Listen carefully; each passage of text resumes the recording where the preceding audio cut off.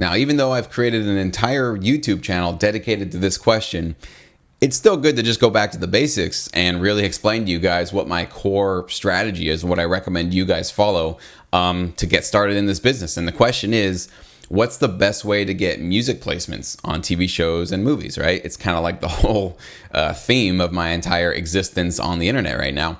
But, sometimes just going back to that core question of exactly like, what is the strategy here? How do you actually do this stuff? I mean, there's all this, the metadata and interesting little tidbits that you're providing, and you're kind of teaching us about this and this and this, but really like, what's the best way? Like, simmer it down, get it right down to a real workable strategy that we can follow. Okay, we're going to do that right now for you, okay? So the best way to get music placements on TV shows and movies is to, number one, right? This is before you start looking at music libraries or you start thinking about beefing up your studio at home or whatever it is. Number one, with whatever software and hardware and whatever studio you have working with you right now that you're working with, make sure you can make the best possible tracks, the best possible music from that situation that you're in, okay? You don't want to get lost in the situation where you think that you need to go crank out, or spend $5,000 or $10,000 updating your home studio and buying all this equipment and software and plugins because you think that's going to get you, more competitive in this business. And that's not absolutely true. It's absolutely not true. That's a straw man, and that's just going to lead you down a rabbit hole, and you will not be improving your production skills, your songwriting skills, your composing skills by substituting just buying, equipment and substituting just the hard work it takes. So first and foremost, what you should do is just focus on your craft, right?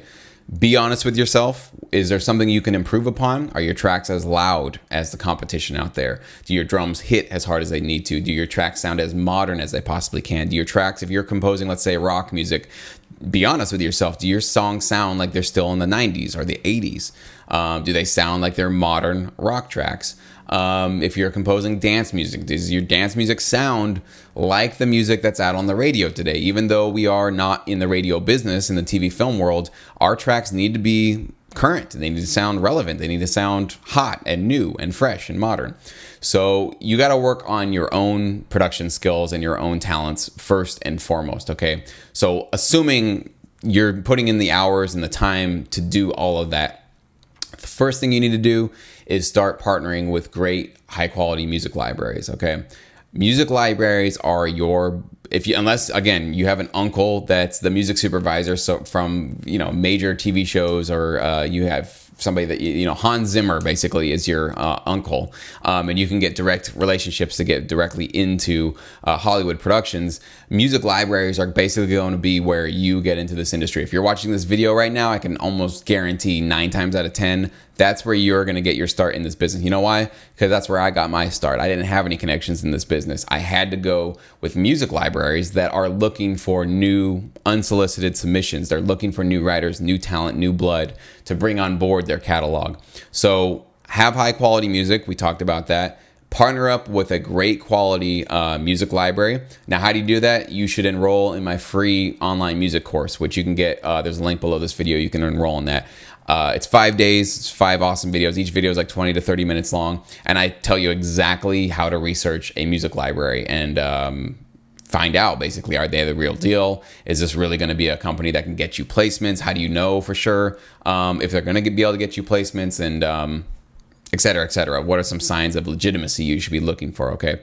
So assuming you have great quality music and you're partnering with great companies, the last piece, the most important piece, but basically, is consistency. You have to keep showing up, keep contributing high quality music. If you have 10 awesome tracks right now, that's just your start. Okay, that's a great start, and you should put 10 tracks out into the world, and that's awesome.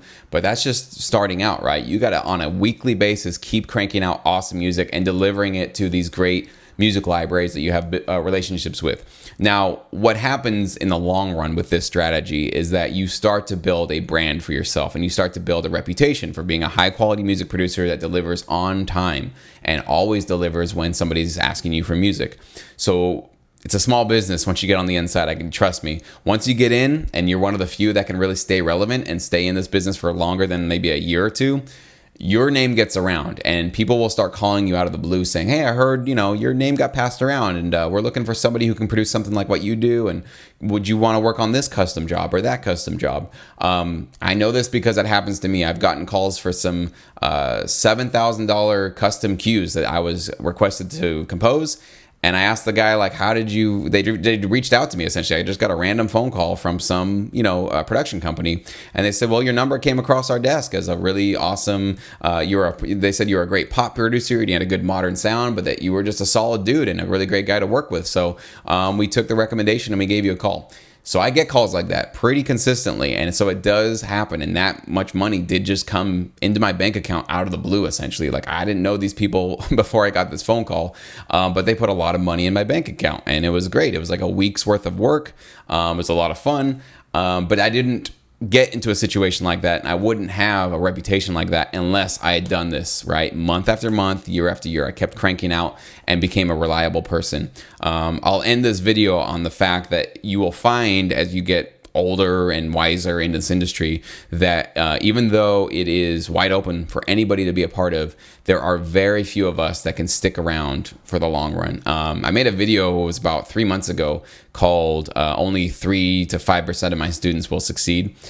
That's why I said that, because even if you get into this business, right, and I hope you do, I hope you start getting some of your first couple of contracts with libraries and get a first couple of placements. That's step one, right? Now, and anybody can do step one, which is get excited, send your music out there. The hardest part is staying motivated, staying in this business, even when you don't feel like making music and you don't feel like you're doing amazing, awesome, big placements, but you're kind of just doing the mundane stuff that you have to do to keep yourself relevant in the business. Trust me, it's a dream job, but it's still work. There's still actually day-to-day tasks and jobs you have to do to stay relevant in this business. And so it's never easy. I never want you to believe that this is just going to be a dream, easy walk in the park kind of a career. It's very rewarding, but just like everything else in life, if something's going to be rewarding, that means it takes effort. It takes real hard effort to get to a place where it feels very rewarding. So you got to stick with it. That's really it. You can get into this business fairly easy. I don't think it's really that hard to get in, but staying in, that's what's going to separate you from the 95% that just flake out, get demotivated. They can't stick with it. They don't have that sort of stick-to-itiveness that you need to stay in this business for, in order to create a long-time income for yourself.